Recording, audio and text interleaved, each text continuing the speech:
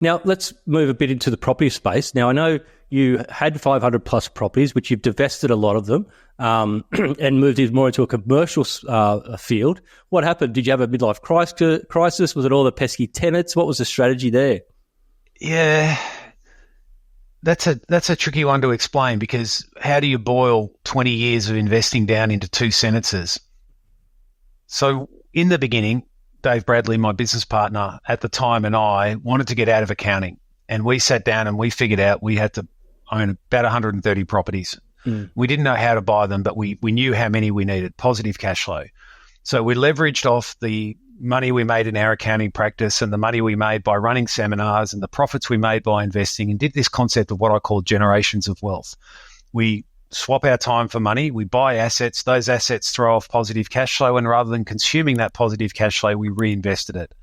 And we reinvested that out of the vendor finance model we pioneered into buying blocks of units, into buying property in Tassie, buying property in New Zealand as well as Tassie. And then that's when Dave and I went our separate ways. And then I went over to the United States after the GFC and went a bit mad and bought single-family, multifamily, mobile home parks, and then set up a US fund to buy commercial property, which was about $150 million of funds under management.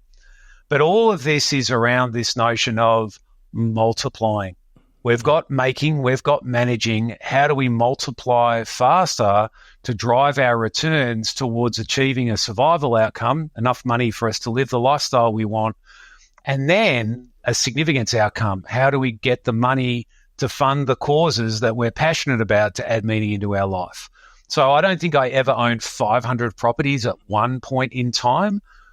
The time to sell a property is when you can make more money sooner with less risk and lower aggravation. So I constantly look at my portfolio and say, is this the best return I can get with that resource? And we turn the properties over when it's time to do something different. Right. And now you have to release a strategic opportunities fund, which I'm very interested in, and I have mentioned I might be investing in that, so disclaimer there.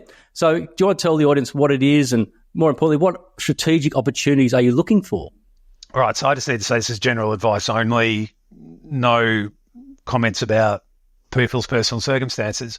So we set up this US fund and it did really well. Past performance is not a guarantee of future performance, but looking at the US fund, which is a different asset with a different risk profile, we did 16% per annum for 10 years, which would have made it one of the best performing managed funds in Australia consistently over that period. And we did that on the back of property prices going up, positive cash flow, and the exchange rate, the Aussie dollar falling against the US dollar. And it was God-inspired timing to get in, to buy the assets, and even to get out when we did, because we're winding up that fund. And then people said, well, this has worked out well for us, Steve. What are you going to do next? And I said, look, you got me for 10 years. I said I'd do it for 10 years, but I don't want a job. I bought real estate to become financially free. I don't want to trade that in for a job, even if it's a well-paying job. But what I'm happy to do is start up another fund, which will be run by a co-director of the US fund, and I'll manage the investing side of it. I'll manage the funding and the farming of what we call the inefficient asset space, which is the commercial property space. So this strategic opportunities fund is looking to acquire efficient and inefficient assets that have a strategic opportunity in the medium to long term. And because I'm the biggest investor in that fund, obviously I have a big vested interest in making that fund successful. And if people want to find out more about the Strategic Opportunities Fund, the best place to go is the website, which is S for Sam, O for Orange, G for George, I for Igloo, F for Fund.au, sogif.au. Seems to me like you might have the Midas touch again going into commercial property at the moment when, people are buying properties on 2% borrowing and a 4% yield, and now the rate's gone up to 7%. Those prices seem to have come back significantly. So you might be timing it again well, Steve. Only God will know, and I'm not that smart. I just follow the prompting of the opportunity. But what I would say is that there's a disconnect in the commercial space still. That some of these projects that got green lighted when interest rates were lower, and therefore commercial cap rates were also lower. Developers are wanting that low cap rate, even though the market has moved on because interest rates have gone up.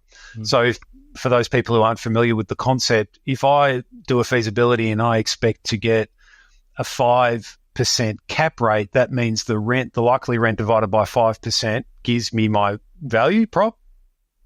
But if yields go up to, say, we'll keep the math simple, 10%, and the rent stays the same, then my property's only worth half as much. Yep. So as yields go up, value goes down. As yields go down, value goes up.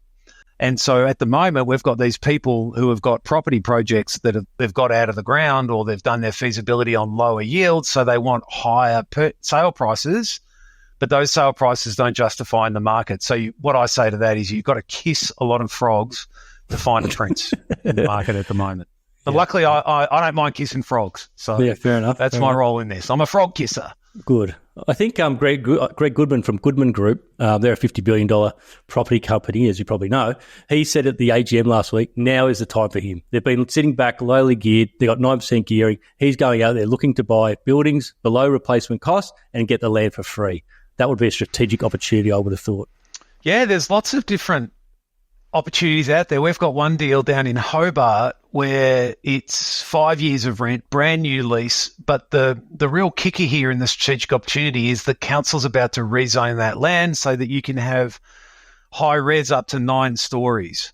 Wow. So you're buying it as it is, but when it comes time to sell, and I say this, when you don't get capital appreciation out of property, and people are like, what do you mean? Of course you get capital. No, you only get capital appreciation if the person who you're going to sell it to wants to pay more for it than you did.